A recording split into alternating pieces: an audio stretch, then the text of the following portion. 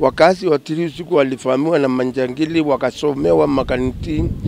Watoto leo hakuna watoto wako kwa shule anjili maneno asifta.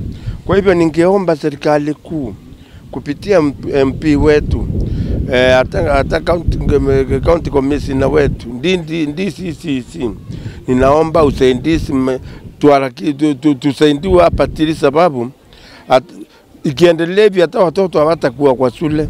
Hao watoto unaona vile wako wasasa leo. Tusaidiwe kabisa, sababu wakaaji wa Tiri kila usiku wanafahamiwa, mchana wanafahamiwa. Sasa nimetoka pandi ya Njarune Mbitini hapa. Kuna mahali hata wakaazi naye wamesumbuliwa sana na hao wenye ngamia, ng'ombe. Wanapiga watu bure bila sababu, wanakulisa hii chakula yao ng'ombe. Hawa wezi wanatoka upande wa Isiolo, na kwa sababu shule imepakana na Isiolo County.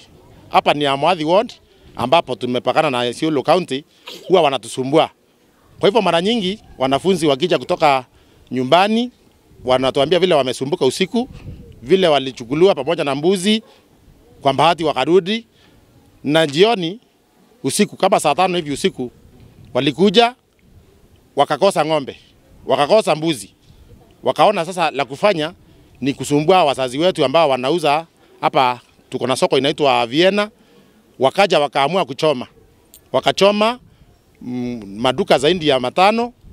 Kulikuwa na vitu huko ndani, kulikuwa na mpaka maragwe, kulikuwa na sukari, vitu vingi sana pamoja na pesa, vyote vilichomeka ndani. Kwa hivyo tuko na wanafunzi wachache sana leo. Wengi wamelala wakiogopa au kulala kwa nyumba kwa sababu risasi zilikuwa zinapigwa. Wakazi wakienda kujaribu kuzima moto wanapigwa risasi. Kwa hivyo ni ombi letu, tunaomba wale wote wanahusika na usalama waweze kutulinda, aswa sisi watu wa mwisho, kwa sababu vile tuko sasa huku ni mwisho. Tunataka sana watusaidie, ikiwezekana hata tupewe kituo cha polisi hapa karibu, kwa sababu tuko na vituo vingi na vitusaidii.